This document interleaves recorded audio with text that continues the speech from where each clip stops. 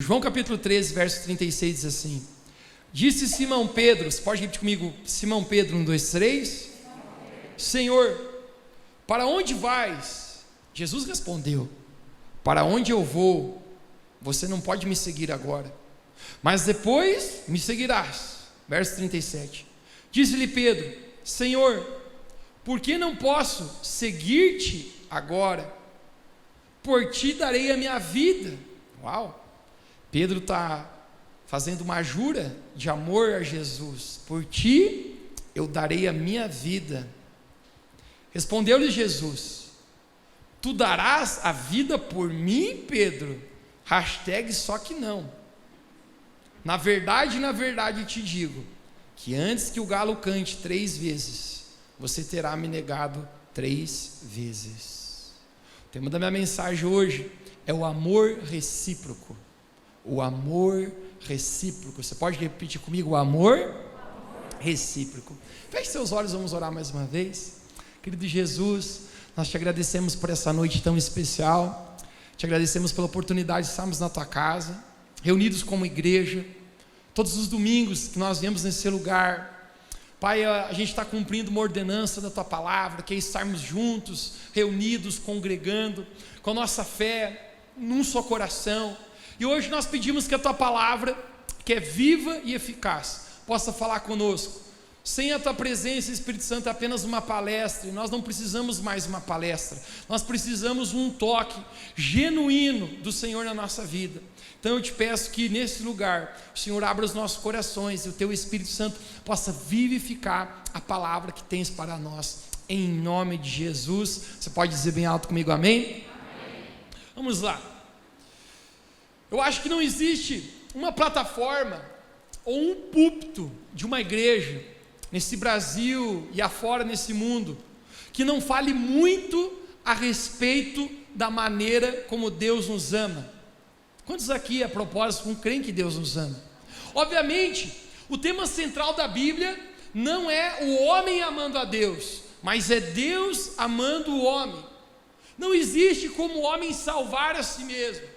Quando eu falo homem, eu estou falando também as mulheres. Não existe como o homem salvar-se a si mesmo. Romanos capítulo 6, verso 23, diz: o salário do pecado é a morte. Essa é uma morte espiritual, essa é uma quebra de relacionamento com Deus. Romanos capítulo 3, 23 diz: porque todos, sem exceção, todos pecaram e estão destituídos da glória de Deus. Todos nós pecamos. Se fôssemos fazer uma comparativa, uma estatística, hoje exatamente é dia 22 de novembro. Quem aqui durante o mês de novembro pecou? Provavelmente tem gente que nem hesitou, já fez assim. Tem gente lá atrás levantou as 2 mãos. Esses estão numa categoria mais elevada do pecado. Quem pecou essa semana que passou? Provavelmente. Quem pecou hoje, domingo? Um olhando para o lado assim. Quem sabe que é os mais pecadores dessa igreja?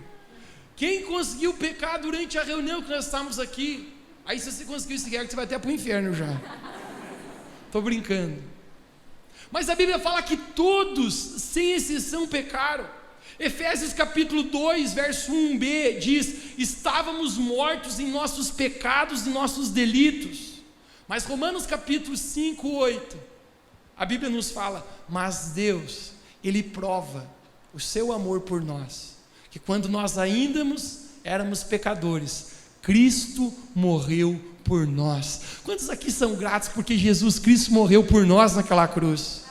João capítulo 3, 16, o verso mais conhecido de toda a Bíblia: porque Deus amou o mundo de tal maneira que deu seu único filho, para que todo aquele que crê não pereça, mas tenha vida eterna. Existem 2 verbos aqui no passado. Deus amou o mundo, Ele deu o seu filho. E agora existe um verbo aqui no presente, para todas as pessoas que crerem hoje que Jesus é o Filho de Deus, não pereça, mas tenha vida eterna. Alguém aqui hoje crê que Jesus é o Filho de Deus? Quantos creem em Jesus? Esse é o tema. Então, se tem algo que nós podemos ter clareza e certeza, é que Deus nos amou e Deus nos ama. Você pode dizer comigo, diga: Deus me amou e Deus me ama. Agora nós estamos vivendo, conecte-se comigo aqui agora, numa era humanista. A mentalidade humanista tomou conta da nossa geração. E o que é a mentalidade humanista? A mentalidade humanista é: o homem está no centro. Tudo foi criado para servir o homem, ou seja, o homem é o gás da Coca-Cola. E quando eu falo homem, eu também estou falando as mulheres. Nós não temos dúvida que o homem é a supremacia da criação. Eu gosto dos animaizinhos, dos cachorros mais do que os gatos. Eu acho que cachorro vai ter no céu, os gatos vão para o inferno, estou brincando. Mas você consegue entender que o homem, que o ser humano, ele está numa categoria muito mais importante na criação do que animais? Os animais são para servir o homem. Nós não temos dúvida a respeito que o homem é a supremacia da criação, mas é a criatura que serve o Criador, e não o Criador que serve a criatura. E muitos, queridos, nessa ideia de humanismo, contaminados por isso, a nossa sociedade é humanista, ou seja, o homem está no centro. Muitos têm até confundido a razão de se relacionar com Deus. Muitos veem Deus como o gênio da lâmpada mágica, onde Deus está aqui para atender todos os meus pedidos e os meus desejos. Um dia eu vi uma senhorinha até mesmo dizer assim: eu dei 1 mês para Deus responder minha oração, e já está passando o tempo aqui, se não me engano tem mais 10 dias. Eu fiquei olhando aquilo e muitas pessoas acham que Deus precisa servi-las, em vez de nós servirmos o Criador, o nosso Criador. Muitas pessoas, nessa ideia de humanismo, têm confundido e pensado que Deus está aqui como um servo, e se zangam se Deus não faz do jeito delas, como elas querem e na hora que elas querem. Agora, algo que a gente consegue entender muito claro: não que nós não podemos contar com Deus, não que Deus não nos abençoa, não que Deus não nos ajuda.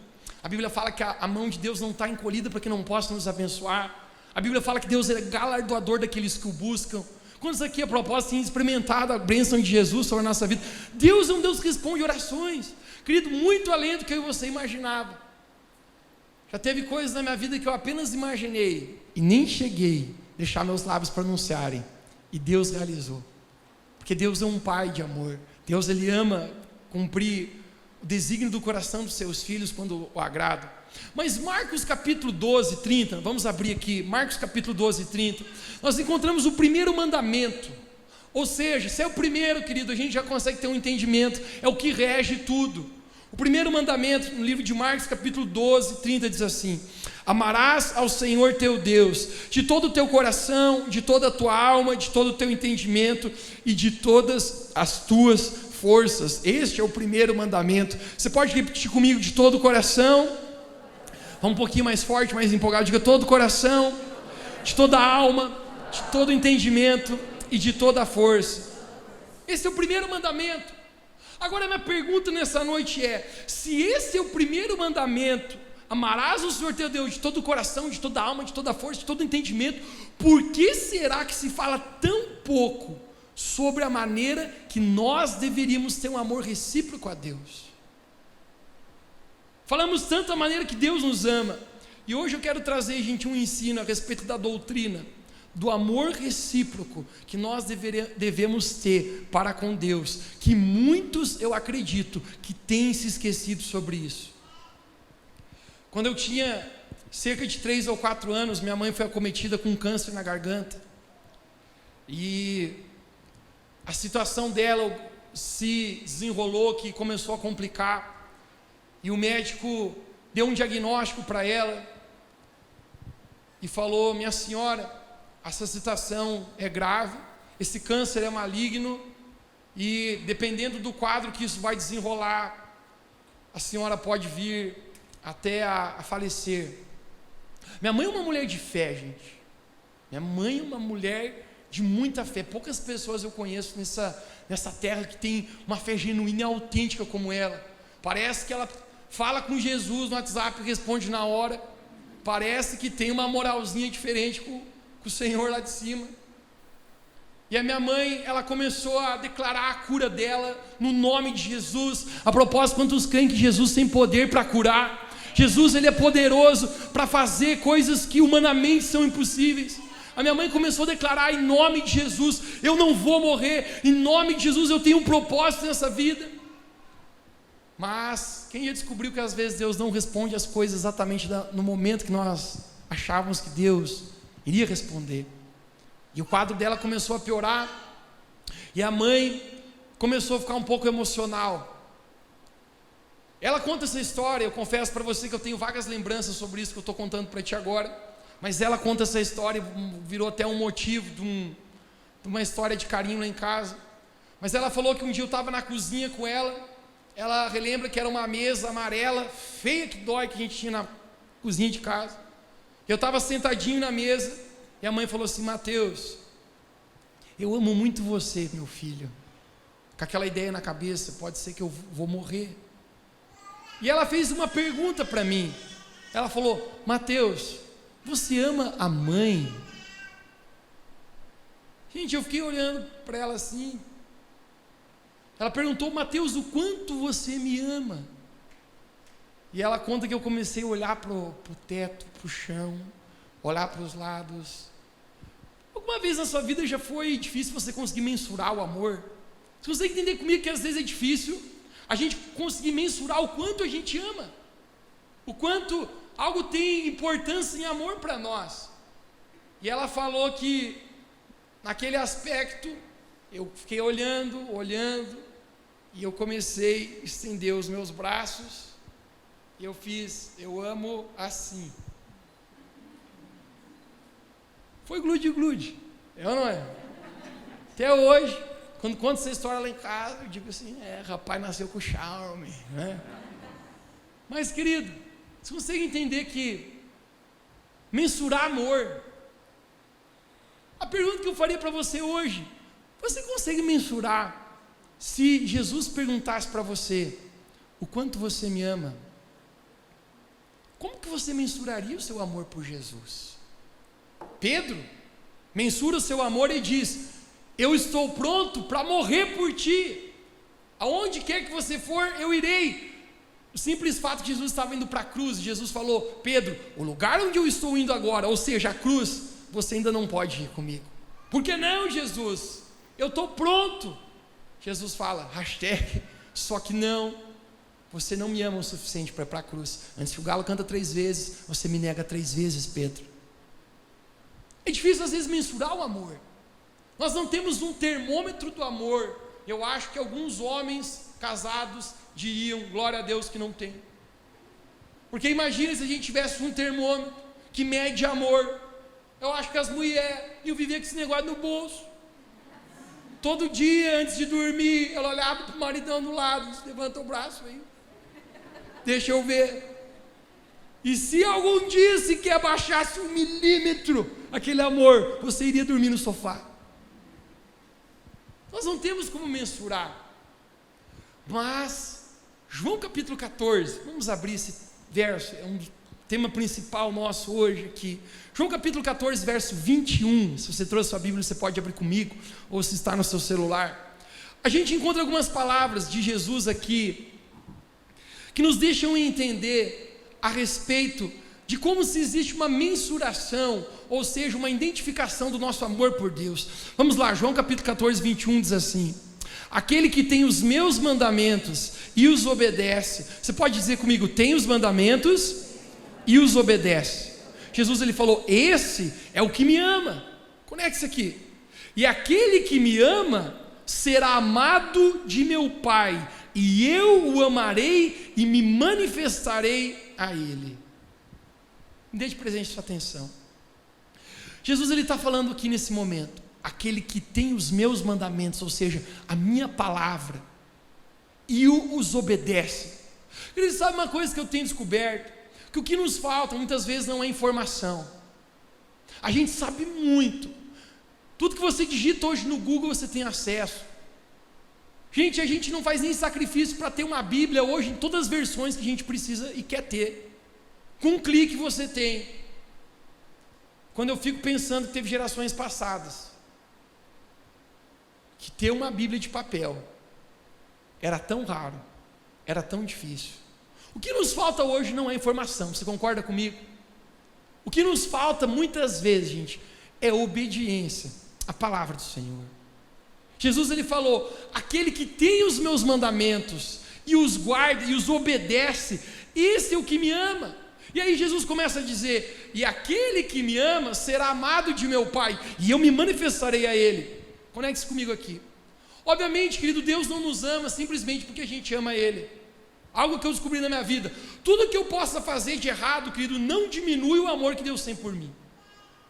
Sabe como é um pai ou uma mãe, amor de pai e mãe? É a maneira que Deus, eu acho que colocou isso. Tempo atrás eu vi uma história de um rapaz, ele era soldado, ele estava no exército e era o dia da formatura, todos os soldados iam marchar, e você sabe, tem um compasso, todo mundo marcha no mesmo compasso, certinho. Se tem pessoas militares aqui, você entende o que eu estou falando. Mas a mãe desse rapaz foi ver marchar, e o pelotão inteiro marchando certo, e só o rapaz fora do compasso, só o rapaz marchando errado. No final falaram: a senhora gostou de vir ver aqui? Ela: gostei. A única coisa que eu não entendo, porque todo mundo marchava errado, só o meu filho estava certo. Querido, não importa o que você faça de errado, Deus ele nos ama, é verdade, o amor dele não diminui. Mas o que Jesus está falando aqui é que aquele que obedece a Deus, que guarda a sua palavra e obedece, pratica seus mandamentos, Deus o amaria. Por quê? Porque é um Deus que recebe, e Ele consegue notar quando nós estamos indo em direção a Ele, quando nós estamos fazendo o nosso amor também ser recíproco ao amor que Ele já tem por nós. E aí Jesus diz: e eu me manifestarei a Ele. Então o nosso amor, nós poderíamos dizer que ele é mensurado pela nossa obediência. Você pode dizer comigo, diga: amor se traduz em obediência. Obediência, querido, é santidade. E eu quero discorrer hoje um pouquinho a respeito da doutrina do que é viver uma vida em santidade. Vou contar até 3, você fala comigo: santidade. 1, 2, 3. A palavra santidade, conecte-se comigo aqui, significa, vem da palavra santo. E a palavra santo significa ser separado. Todo cristão, todo seguidor de Jesus, existe algum seguidor de Jesus aqui hoje à noite? Todo cristão, gente, é chamado a ser santo, porque a palavra santo significa separado, distinto. 1 Pedro 1,16 diz, Deus falando: sede santos, porque eu sou santo. Salmos 24, 3 e 4 diz: quem subirá ao monte santo do Senhor? Quem habitará na sua presença? Aquele que tem mãos limpas, aquele que tem um puro coração. Todos nós somos chamados a ser santos diante de Deus. Quando eu decido ser santo, eu me separo desse mundo. Isso significa que eu vou viver uma vida longe do pecado, uma vida longe da impureza. Viver em santidade muitas vezes é aborrecer a si mesmo para poder agradar a Deus. É isso que Paulo, em Romanos capítulo 8, 36, ele diz. Romanos 8, 36, Paulo diz: como está escrito, por amor de ti. Você pode repetir comigo, diga: por amor de ti. Ele diz: somos entregues à morte todos os dias. Fomos considerados como ovelhas indo ao matadouro. Só que Paulo está falando, todos os dias eu tenho vontades, eu tenho desejos pecaminosos, mas eu morro para mim mesmo. Eu sou como um cordeiro indo ao matadouro. Ou seja, eu estou deixando morrer a minha vontade. Eu estou deixando morrer as coisas que eu sei que desagrada ao Senhor, porque o meu desejo é ser santo, o meu desejo é ser separado. Ele diz: por amor de ti. Perceba, gente, que o propósito da santidade tem a ver com amar a Deus. Santidade está ligado à obediência. Amor sempre vai vir acompanhado de obediência e de santidade. Agora, a santidade, conecte-se comigo aqui, ela não tem um fim nela mesma, mas a razão de nós vivemos uma vida de intimidade, de santidade, é porque a santidade é uma ponte para a intimidade com Deus. Quando eu me santifico, eu estou construindo uma ponte para estar na presença de Deus. Nós temos um Deus santo, um Deus que não conhece o pecado, e eu não consigo ter uma intimidade se eu não viver uma vida de santidade. A propósito, tem uma frase que fala que santidade gera intimidade. Não existe como eu crescer no meu relacionamento com Deus sem eu ir na minha vida em direção a uma vida de santidade. Agora, a vida de santidade, gente, ela é baseada em 2 fundamentos, e isso que eu quero mostrar para ti aqui nessa noite. Romanos capítulo 11, 22, eu quero mostrar um texto aqui muito especial, nós vamos adentrar profundo agora nisso aqui. Romanos 11, 22 diz assim: considera, pois, a bondade e a severidade de Deus. Você pode repetir comigo? Bondade e severidade. Para com os que caíram, severidade, mas para contigo, benignidade. Se permanecerdes na benignidade do Senhor, de outra maneira, tu também serás cortado. Querido, existem 2 coisas aqui, que eu acredito que são os fundamentos, porque nós vivemos uma vida separada de santidade ao Senhor. E a primeira delas, eu gostaria de falar, segundo esse texto aqui, que é a bondade. A bondade se revela através do amor de Deus. Você pode dizer comigo que a bondade se revela através do amor de Deus. Quando eu era criança, eu comecei a ser introduzido às palavras do Evangelho. Eu nasci num lar cristão. Meu pai e minha mãe, todos os domingos, iam para a igreja. Gente, não tinha nem opção de ir no culto só da manhã ou da noite, nós íamos os 2. Eles eram pastor e não faltava. E aí levava a gente. E a gente ia. Eu brinco sempre que a gente tem mais horas dentro da igreja do que na própria casa. Mas eu recordo, gente, que a gente ia porque precisava ir. Um dia até eu me lembro que eu tive uma péssima ideia. Eu falei, hoje eu não vou. E o pai olhou para mim, por que não? Eu não sei, eu estou com vontade de ficar em casa. Ele falou, botou a mão aqui assim na cinta. Eu falei, não, estava com uma vontade de me arrumar agora. A gente não tinha nem opção, querido, de eu não ir. A gente era obrigado. Eu recordo quando eu fui para a escolinha dos kids, nem era tão bonito como é hoje. Tinha as tias, que eu nunca me fugiu da cabeça até o nome delas, tia Kátia, tinha tia Cássia, tia Lourdes, tia Vera. Querido, marca, criança é marcada. Tinha as tiazinhas da escolinha kids. Elas falaram para mim, Mateus, você quer aceitar Jesus? Eu falei, quais opções que eu tenho? Elas falaram, se você aceitar Jesus, existe vida eterna. Quem crer, não pereça, mas tenha vida eterna. João 3,16, a gente falou agora. Cheguei a decorar esse verso quando era criança, querido. Esse verso eu decorei quando era criança. E ela falou, e se você não quiser aceitar Jesus, tu pode, mas tu vai para o inferno. Eu falei, não, eu estou querendo aceitar Jesus. Não tem uma opção melhor.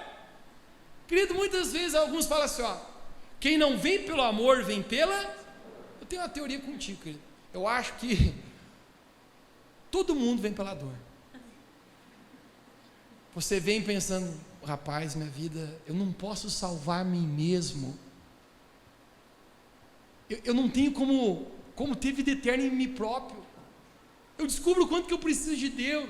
Mas um tempo, gente, chegou um momento que aquilo que na minha vida era obrigação, que eu ia para a igreja por obrigação, aquilo começou a se tornar revelação do amor que Jesus tinha por mim.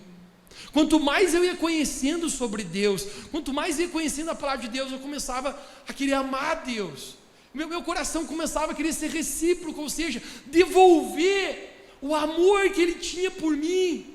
Com 7 anos de idade, sentado no último banco de uma igreja, eu levantei a minha mão Eu falei, eu quero aceitar Jesus como meu Senhor e Salvador, não porque alguém mandou eu fazer isso agora, mas porque eu estou vendo o seu amor pela minha vida. Eu quero me santificar, eu quero me separar para Ele, eu quero que a minha vida traga glória ao nome de Deus.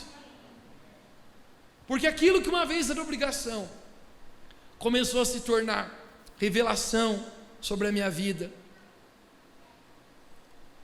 Existe uma frase que mulher brava gosta de falar: quem ama se importa.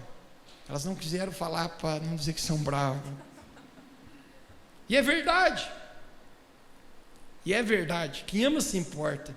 Se você ama a Deus, você vai se importar com a opinião de Deus. Você vai se importar, será que Jesus aprova isso que eu estou fazendo? Será que Jesus aprova onde eu estou indo? Será que Jesus aprova as decisões que eu tenho tomado na minha vida? Ou simplesmente eu estou fazendo isso por conta própria? Filipenses capítulo 3, 7. O apóstolo Paulo, ele vai mais longe, ele chega a dizer: mas aquilo que para mim um dia era ganho, agora eu reputei como perda diante de Cristo. Ele diz: na verdade eu também tenho por perda todas as coisas, pela excelência do conhecimento de Cristo Jesus, pela qual eu sofri perda de todas as coisas, e as considero como esterco para ganhar a Cristo. Sabe o que esse camarada está falando? Tudo na minha vida se tornou irrefutável. Ele usa a palavra esterco, porque já não tem mais valor, porque o meu desejo agora é agradar a Jesus Cristo. Aquelas coisas que para mim me agradavam antes, quando eu vivia uma vida longe de Deus, aqueles pecados, aqueles desejos carnais, para mim agora se tornou perca, porque o meu desejo agora é viver em santidade e separado, a fim que eu possa agradar a Deus. Isaías 59, 2 diz: os nossos pecados fazem separação entre nós e Deus. Obviamente, se eu me importo com isso, se eu me importo com o meu relacionamento com Deus, eu não quero pecar. Por quê? Porque eu amo a Deus, e se eu amo a Deus, o meu pecado vai me separar dele, então eu não quero pecar. Eu não sei se eu contei para você essa história, mas existia um amigo meu que eu gostaria de viesse aqui à igreja, e eu sempre convidava ele, e um dia ele falou para mim assim: Mateus, eu vejo os vídeos, eu vejo o Instagram, as redes sociais de vocês, e eu acho fantástico, eu tenho uma vontade demais de ir. Eu falei: por que tu não vai? E ele falou para mim assim: ah, cara, é porque vocês lá não bebem, né? E aí se eu for, não dá para beber, né, Mateus? Eu falei: não, cara, dá para beber, pode beber. Pode beber que desce redonda, que desce quadrada, que desce queimando. Ele falou: pode? Eu: pode. Mas fumar não pode, né, Mateus? Eu falei: pode. Se tu quiser fumar um charutão cubano, pode fumar, pode fumar. Ele: pode. Mas pular cerca não dá, né, Mateus? Pular cerca também, né? Eu falei: pode pular cerca, muro, grade, pular o que você quiser. E ele falou para mim assim: mas Mateus, por que então vocês não fazem isso? Eu falei: não pode? Eu falei: não é porque não pode, porque a gente não quer. Porque santidade que Deus tem entender, o amor que Deus tem por você, e você diz: se isso vai fazer separação entre mim e Deus, então eu não quero. Então eu quero ficar longe do pecado. Então eu quero ficar longe daquilo que vai me separar do amor de Deus. Sabe qual é o problema do pecado, querido? É muito mais em si do que o pecado que ofende a Deus. Mas o problema do pecado é para onde ele te leva. Adão, quando estava no jardim com Eva, a Bíblia fala que eles nem sequer viam a nudez, eles não haviam pecado, e Deus falou para eles: Adão e Eva, vocês podem comer de tudo que vocês quiserem aqui, mas tem uma árvore que está no meio do jardim, que chama árvore do conhecimento do bem e do mal, desse fruto você não comerá, Adão. E Adão falou: beleza, nós. Você sabe, Adão e Eva são tentados, eles caem em tentação, eles comem daquele fruto, do conhecimento do bem e do mal. A Bíblia fala que naquele momento a morte entrou ao homem. A Bíblia fala que todo final da tarde, eu acho que porque final da tarde é a melhor hora do dia. Quem gosta do pôr do sol, para mim é o meu horário preferido. Nascer do sol está muito cedo. Mas o pôr do sol, a Bíblia fala que Deus ia ao jardim para ter relacionamento com o homem, com Adão e Eva. Esse é o propósito da nossa existência, relacionamento com Deus. E quando Deus chega aquele dia no jardim, aonde está Adão e Eva? Deus fala: Adão, Adão, aonde você está? Perceba, gente, que Deus nunca perguntou: Adão, o que você fez? Mas Deus perguntou: Adão, onde você está? Porque o problema é que o pecado nos leva para longe de Deus. O pecado levou Adão a um lugar de morte espiritual, ou seja, longe do Senhor. O pecado sempre vai nos levar para longe. Agora esse é o momento, querido, que eu descubro que viver uma vida de santidade, viver santo, é amar a Deus. Se eu amo a Deus, o meu amor sempre vai se traduzir em obediência, em santidade. Assim como é a minha vida de santidade e obediência, também revelo o quanto eu amo o Senhor. O quanto eu amo o Senhor. O apóstolo Paulo fala: se alguém não ama o Senhor, seja essa pessoa anátema. Essa palavra anátema significa ignorada, porque no reino espiritual, querido, não existe um lugar para pessoas que não amam de fato a Deus. No livro de Apocalipse, existem as cartas às igrejas, e Deus confronta seriamente uma igreja chamada, que estava na cidade de Éfeso, conhecida como igreja de Éfeso. Deus fala: eu conheço as tuas obras, vocês são bons em muitas coisas que vocês fazem, mas tem uma coisa que eu tenho contra vocês: vocês abandonaram o primeiro amor. Porque abandonar, gente, o amor, que se traduz em obediência, em santidade. Se eu amo a Deus, a minha obediência, a minha santidade vão me levar a um lugar de intimidade com Ele. Quando eu amo o Senhor, eu vou querer obedecê-lo. Agora, se a santidade, um fundamento dela é o amor, o outro fundamento que nós lemos em Romanos capítulo 11, 22, considera, pois, a bondade e a severidade. Diga comigo: severidade. Obrigado pelo teu entusiasmo. Pelo menos umas 3 pessoas pelo menos de severidade hoje. Obrigado, melhorou ainda. É bom apanhar, né? Por isso que você está assim com cara de neném cagado. E eu amo isso. A severidade se revela no temor. No temor. Sabe uma coisa que eu acho, querido, que no equilíbrio da igreja, no passar dos anos, às vezes a gente oscila em extremos.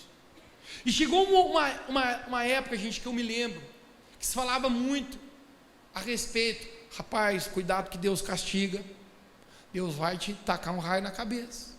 A próxima vez que você pecar, vai aparecer um anjo com a espada desembainhada, vai cortar teu pescoço. Na busca de um equilíbrio, querido, às vezes eu acho que a gente oscila em extremos. E se falava tanto a respeito da severidade de Deus. Eu cheguei a presenciar um convite para receber Jesus como Senhor e Salvador. Fui ministrar uma vez numa igreja no interior do Paraná, e antes de eu pregar, tinha um lençol, 2 lençóis brancos, um em cada ponta. Um estava uma luz vermelha, outro estava uma luz azul. E o senhorzinho era um pastor, e ele dizia: quem quer ir para o céu? Aqui a luz azul. Ele dizia: quem quer ir para o inferno? Ó, pegando fogo ali. Quem quer aceitar Jesus? Levanta a mão. Ou senão, gente, todo mundo levantava a mão. Você imagina, o cara olhando já, o fogo pegar ali. A severidade que está sendo pregado. Mas, pelo contrário, eu falei para você que às vezes oscila em extremos. Na busca do equilíbrio, querido, muitas vezes eu acho que esses extremos oscilam, e muitos hoje têm acreditado, gente, num ensino enganoso, que o simples fato, porque Deus me ama, eu posso viver uma vida de pecado de qualquer jeito, que está tudo bem. Ah, Deus me ama, então tudo que eu faço, Deus, o amor dele é maior, eu não preciso me separar, eu não preciso me santificar. Frases mentirosas como Deus me ama do jeito que eu sou. Hashtag verdade do inferno. Querido, Deus não te ama do jeito que você é, Deus te ama do jeito que você está. Você lembra com o filho pródigo o que acontece? Quando ele volta todo sujo, Lucas capítulo 15, ele volta todo sujo, as suas vestes, que é um símbolo da maneira espiritual, de um retrato espiritual da nossa vida. Ele volta todo sujo, o pai dele o recebe, não recebe? Não ama como ele está? Ama, mas o pai dele vai trocar suas vestes, vai dizer: filho, essa aqui não é a roupa apropriada para você. Querido, se você se sujar na sua vida, e eu quero dizer para você, todos aqui já se sujaram. Quantas vezes eu já me sujei? Sempre vai existir um Deus com os braços abertos para nós, mas eu não posso querer estar na presença do Pai, na presença de Deus, e manter minhas roupas sujas. Eu não posso querer me manter no pecado, na lama do pecado. Muitos têm se esquecido, querido, a respeito da doutrina de se separar, de amar Deus. Gálatas capítulo 6, 7, e eu quero dar muita ênfase a esse verso hoje aqui nessa noite. O apóstolo Paulo nos diz: não vos enganeis. Olhe para alguém perto de você e diga: não se engane. A Bíblia fala: Deus não se deixa escarnecer, porque tudo que o homem plantar, isso também colherá. Querido, na versão dessa da Bíblia, chamado Mateus Schmidt, está falando assim: não se engane, com Deus não se brinca. Com Deus não se brinca. Querido, eu descubro que muitos estão brincando com Deus. Muitos estão dizendo: Deus, tu me ama? Tu tens um compromisso comigo? Mas o meu compromisso contigo vai até onde eu quero. Quando não é conveniente para mim, então eu já não quero mais ser um compromisso contigo. Quando custa os meus desejos carnais impuros, quando custa me separar e negar a mim mesmo, como uma ovelha ou um matadouro, então eu não quero. Talvez alguns diriam: Mateus, mas eu acho que eu não deveria fazer nada por obrigação. E eu diria para você: você não deveria fazer nada por obrigação, mas se o teu amor em trazer santidade na sua vida falhar, que você faça por temor, sim. O homem que eu tenho mais temor nessa vida, o homem natural, é meu pai. Querido, eu tenho um temor muito grande pelo meu pai natural aqui nessa terra. E eu sempre soube que ele me amava. Pai sempre fez questão, querido, de afirmar a identidade de todo mundo lá em casa. Pai sempre olhava para minha irmã e dizia: menina linda do pai. Pai olhava para mim várias vezes, pai dizia: Mateus, eu amo você. Olhava nos nossos olhos, querido. Quando você olha nos olhos, está comunicando algo. Pai fez questão, querido, de nos afirmar desde criança: eu vou ser um filho amado meu. Mas deixe-me falar uma coisa para você, gente. Mesmo sabendo que meu pai me amava, eu não obedecia a ele muitas vezes porque eu queria retribuir o amor, mas eu obedecia muitas vezes ele com temor de não apanhar, porque eu sabia que se eu desobedecesse, o couro ia comer, a vara ia assoviar, a bunda ia chorar e o chinelo ia entortar. Querido, eu tinha temor a respeito do meu pai. E a razão de obedecer a ele, querido, não era só porque eu amava, mas porque eu também tinha temor a respeito, que eu sabia: se eu não andar na risca, alguma coisa vai acontecer. Eu recordo o dia que ele estava me levando para o colégio, e ele tinha um opalão, 6 canecos, saudade daquele opalão. Você entrava acelerando na curva e derrapava. E eu falei: pai, todos os meus amigos já estão achando uma namorada. Tinha 10, 11 anos de idade. E o pai falou assim: mas você não, né? Eu falei: não, eu não. Imagina, nem pensando nisso. Ele olhou para mim e falou: olha para mim. Sei que pai pediu para a gente olhar para ele, tinha uma coisa sendo comunicada. O pai pegou e disse assim: se eu descobrir que você está namorando por aí, você vai apanhar como você nunca apanhou na tua vida. Eu falei: não, mas não quero, nem quero, pai. Isso aí nunca passou na minha cabeça. Querido, eu sabia a respeito que não era tempo para mim namorar com 10, 11 anos. Eu vou ser sincero contigo aqui. Posso pregar aqui hoje à noite? Se você tem menos de 18 anos, não importa se tu é uma menina, sossega a tanga que não é hora de se namorar. Aprenda a discernir as estações da tua vida, cara. Não acelere aquilo que não é para acelerar. Provérbios fala: não desperte o amor antes da hora. Você vai perder estações, querido, coisas que você não vai conseguir recuperar de novo.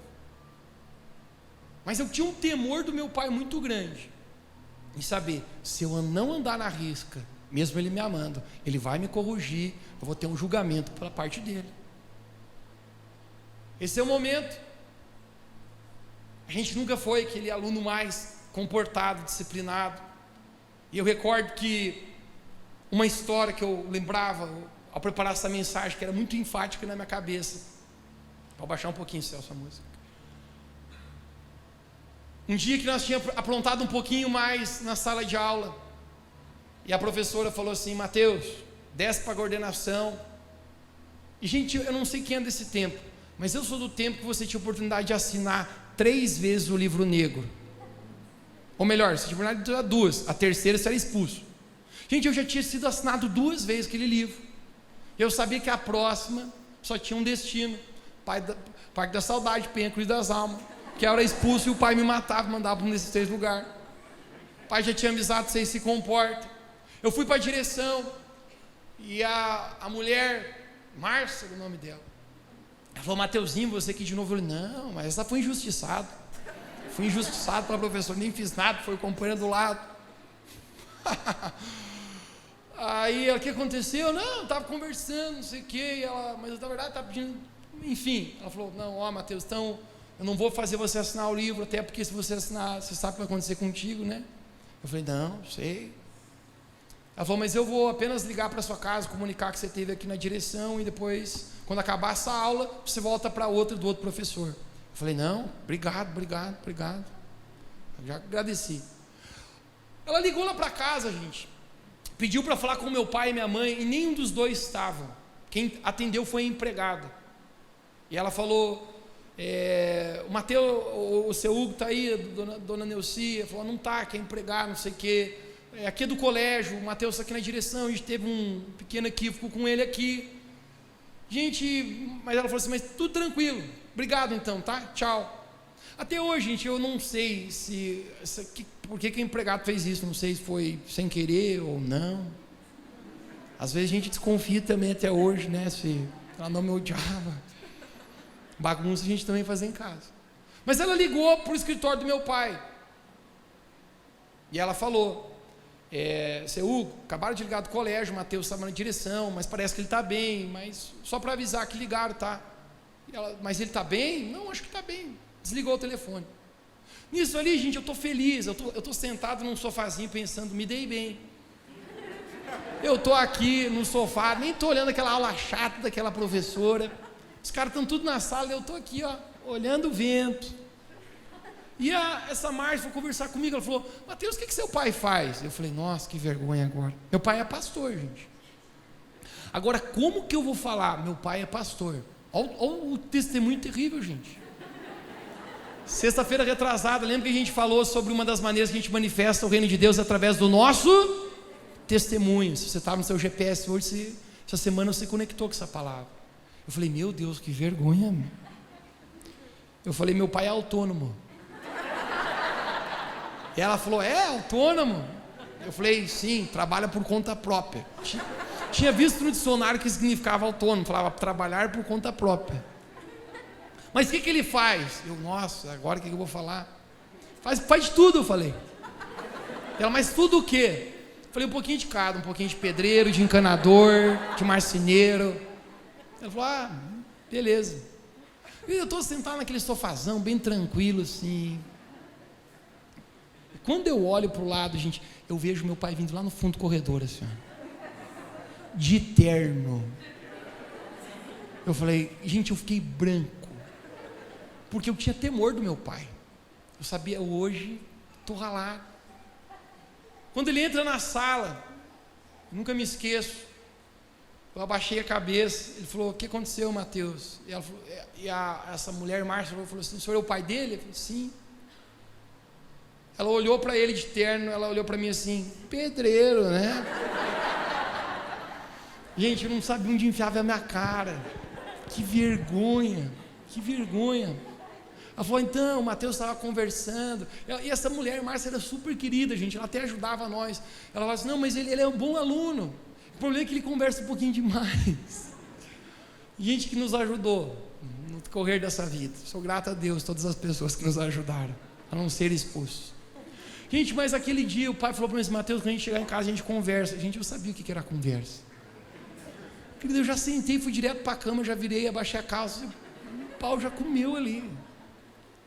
Querido, muitas das vezes, eu sabia que meu pai me amava, mas eu tinha temor dele, porque um pai que ama seus filhos, ele vai corrigir, ele vai julgar, ele vai ser justo. A Bíblia fala que Deus, ele nos ama e por isso Deus também nos corrige. Agora, em alguns, gente, acreditam que o fato de Deus nos amar, não vai existir severidade da parte de Deus, não vai existir julgamento da parte de Deus. Apocalipse 2,18. Quem me dá aqui mais 5 minutos? 5, 10, 20, já me deram um abraço. Conecte-se comigo, eu estou na reta final. Apocalipse 2,18.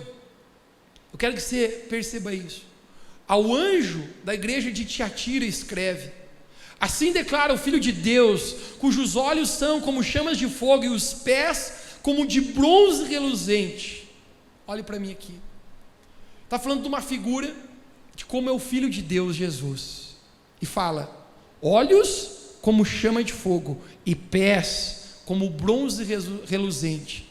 Gente, eu consigo ver duas figuras aqui.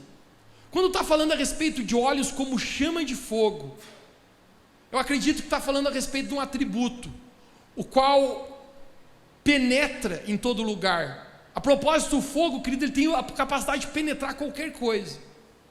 E está dizendo, os olhos de Deus têm o poder de ver qualquer coisa. Quando a gente compara com o Apocalipse 2, 23, 5 versos à frente, ainda onde fala, eu sou aquele que sonda mentes e corações. Que ele está falando a respeito, Deus vê tudo, Jesus vê todas as coisas. Pés de bronze. Sempre que a Bíblia está falando a respeito de bronze, gente, a Bíblia está falando a respeito de julgamento, de juízo. O livro de Daniel fala a respeito de uma estátua que os pés são de bronze, comunicando o julgamento que viria sobre a nação. No meu contexto, eu consigo revelar uma coisa aqui nesse versículo. Está dizendo que o Filho de Deus, Jesus, é o Deus que tudo vê e que tudo julga. Querido, não tem nada que eu e você podemos esconder de Deus. A propósito, alguns falaram, caráter é aquilo que você, é aquilo que é, quando ninguém está te olhando. E muitas pessoas, gente, na presença de outros olhos, até se comportam bem, mas quando ninguém está te olhando, como é a sua vida de santidade? Como é o seu temor a Deus? Esse é o momento, gente, que eu consigo descobrir. Deus vê todas as coisas. Deus conhece a nossa vida. E não é o simples fato de Deus nos amar, que nós não devemos temer o nome do Senhor. Talvez ninguém tenha senha do seu celular. Ninguém consegue ver as suas mensagens no WhatsApp. Ninguém consegue ver os seus directs que você manda no seu Instagram. Mas deixe-me falar, Jesus vê. Jesus sabe a razão por que você posta as coisas daquela maneira. O Deus que tudo vê e o Deus que tudo julga. Hebreus 13:4. A Bíblia fala: digno de honras entre todos seja o casamento e o leito sem mácula. Porém, ao que se dá prostituição e aos adúlteros, Deus os julgará. Está falando, o casamento é digno de honra e o leito sem mácula. Querido, o leito fala a respeito da cama. Quando nós não nos guardamos na área sexual da nossa vida, nós estamos maculando, sujando uma cama do nosso coração.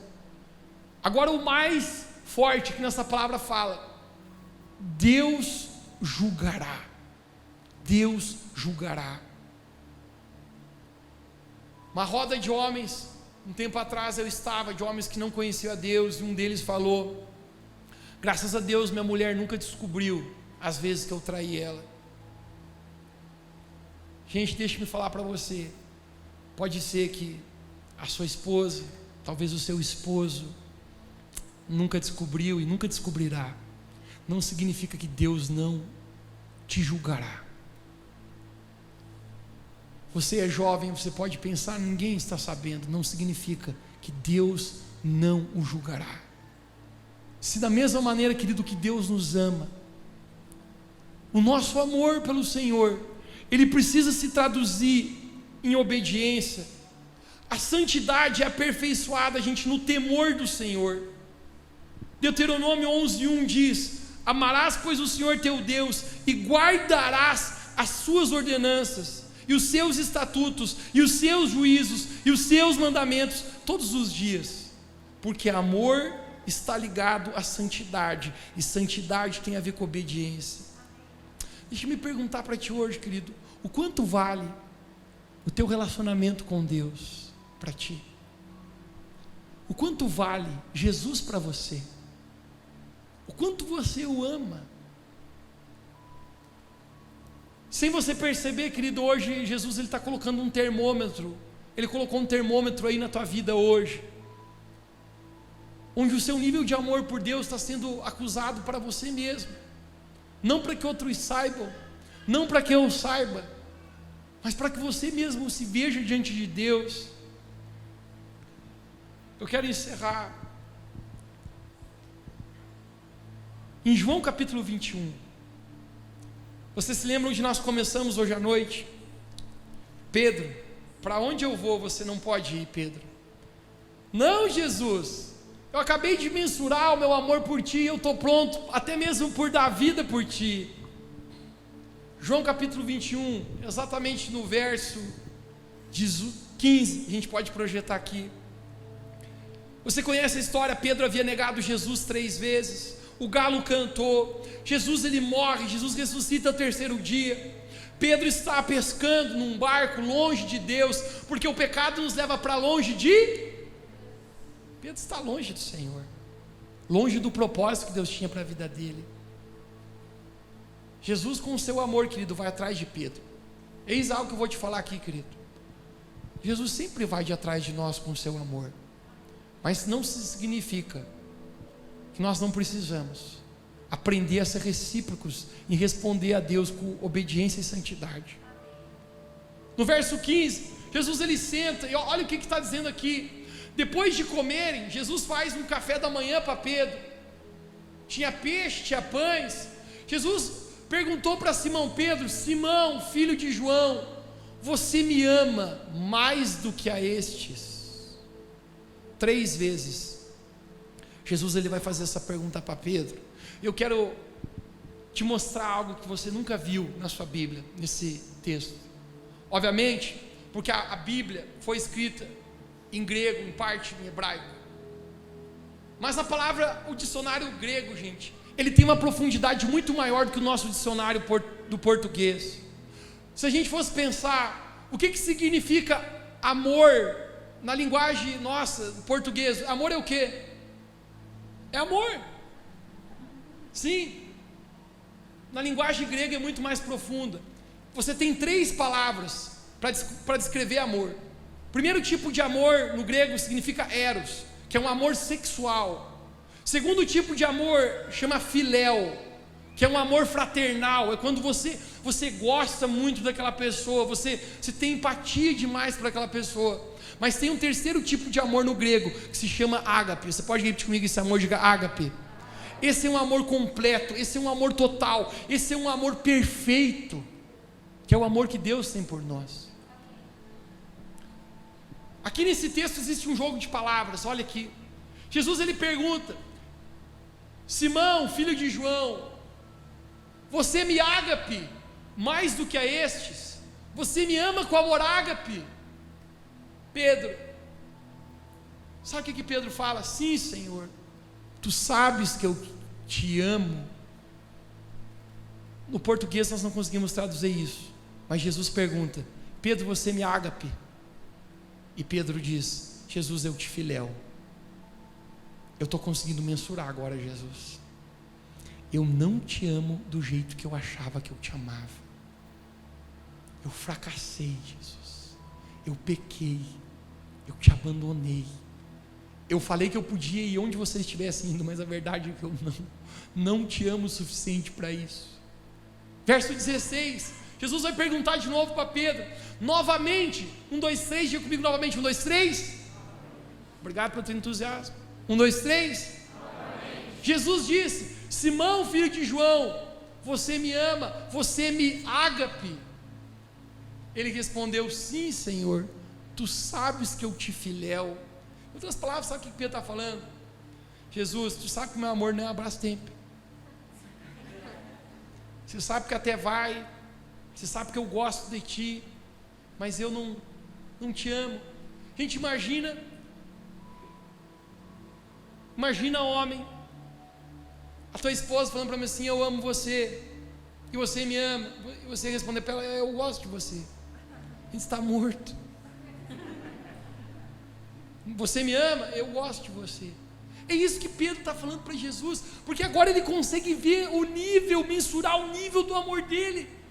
Tu me ágape, Pedro.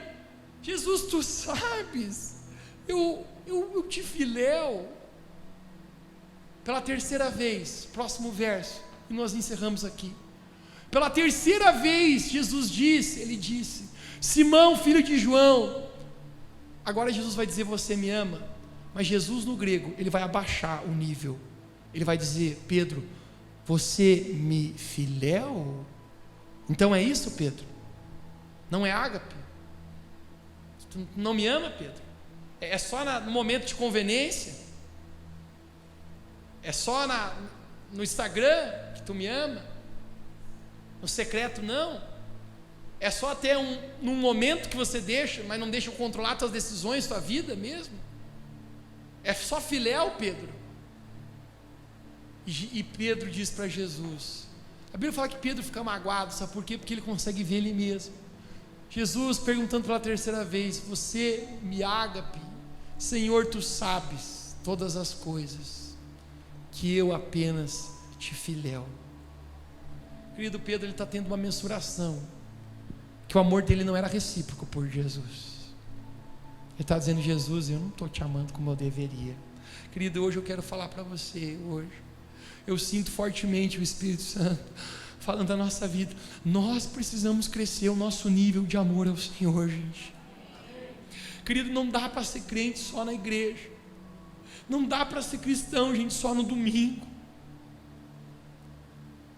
Jesus falou no Mateus capítulo 7 que no último dia muitos diriam: Senhor, Senhor, em teu nome nós estávamos contigo, fizemos muitos milagres. Jesus diria: apartai-vos de mim, porque eu não vos conheço. Nós não podemos pensar, querido, que o fato de Deus nos amar é uma prerrogativa para a gente não agir com temor diante daquele que tudo vê e tudo julga. O fato de nós sermos amados por Deus e tão grande amor que Deus tem por nós, não significa, querido, que Deus não será justo o dia que eu e você estivermos perante o Senhor. Querido, a vida é um sopro. A gente está aqui vivo hoje. Deixa eu falar para você, amanhã a gente pode nem estar, cara. Eu nem ia contar isso para você. Mas ontem, cara, eu tomei um susto. Decidi ontem à noite, por volta das 21 horas, tomar um banho na sauna. Querido, nunca tinha me acontecido aquilo. Quando eu vi, meus olhos escureceram. Eu fiquei branco, mais branco. Amorteceu o meu braço esquerdo. Eu comecei a suar frio. Todo mundo sabe que essas são evidências o quê? De uma parada respiratória, de um AVC. Eu falei: Jesus, eu vou morrer agora aqui, pelado. Gente, eu não conseguia fazer nada. Eu sentia que eu estava apagando assim, parece que eu estava saindo do meu corpo. E eu lutava, dizia: Mateus, Mateus, Mateus, Mateus, volta. Eu pensava: cara, pelo menos eu preciso me enxugar, botar pelo menos uma calça, que não tem nada mais vergonhoso que pelado para o hospital. Gente, eu derrubei chave, derrubei tudo, sem nem ver na sauna, e consegui me secar por partes, botar uma calça. Querido, a vida é um sopro. Ontem, meia-noite, eu na emergência do hospital, cara. Deus, o que você está fazendo hoje aqui? Eu me recuso a estar vivo e não lutar para que a glória de Deus se manifeste através da minha vida. Não vou parar, cara, de pregar a palavra de Deus. Que o último suspiro que eu tenho, mas tomara que demore muito, demore mais uns 50, 60 anos, mas que eu tenha pregando aqui, querido, eu morro quando está pregando, mas eu não vou parar, porque eu quero que o meu amor cresça. Mas a nossa vida, querido, é um sopro, e eu sei que a minha decisão em temer e amar o Senhor é o que vai determinar a minha eternidade. Não é o fato de Deus me amar que eu não serei, Deus não será justo comigo. O mais lindo dessa história, que eu quero profetizar sobre a nossa igreja hoje, encerrando aqui hoje, é o verso de 18, onde nós estamos lendo aqui. Jesus fala: digo-lhe a verdade, Pedro, quando você era mais jovem, vestia-se e ia para onde queria, mas quando for velho, estenderás as mãos, e outra pessoa te vestirá e o levará para onde você não deseja ir. Jesus disse isso para indicar o tipo de morte com que Pedro iria glorificar a Deus. Sabe o que Jesus fala? Pedro, lembra quando você me falou que você queria ir para onde eu ia, que eu estava indo para a cruz? Teu amor era tão pequeno que você não conseguia ir lá. Mas quer saber, Pedro? Vai chegar um dia que teu amor vai crescer. Teu amor, que é só filéu, Pedro, vai chegar um dia, vai se tornar ágape, e você vai estender as suas mãos e outro vai te cingir. Sabe o que Jesus estava falando? A maneira como um dia Pedro amaria tanto ao Senhor, que Pedro morreria numa cruz. A tradição fala, numa cruz de cabeça para baixo, amando a Jesus, dizendo para Pedro: negue, Pedro, seu amor é filéu. Não, um dia foi filéu, meu amor um dia foi pequeno, mas agora meu amor cresceu. Agora meu amor é ágape. Agora eu vivo uma vida de santidade. Agora eu vivo uma vida de retidão.